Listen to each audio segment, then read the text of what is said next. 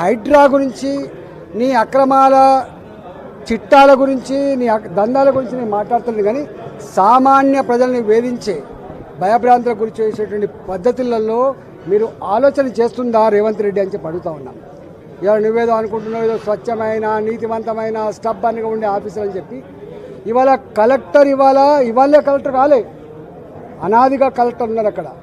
ఏ కలెక్టర్లు పర్మిషన్ ఇచ్చిండ్రు? ఏ GHMC permission ఇచ్చింది? ఏ ఉడా పర్మిషన్ ఇచ్చింది? ఏ ఆఫీసర్ దాన్ని రిజిస్ట్రేషన్ చేసిండ్రు? ఇవన్నీ ఒక్క ఏళ్ళు చూపించే ప్రయత్నం చేస్తే 4 ఏళ్ళు చూపిస్తాన విషయాన్ని మర్చిపోకు.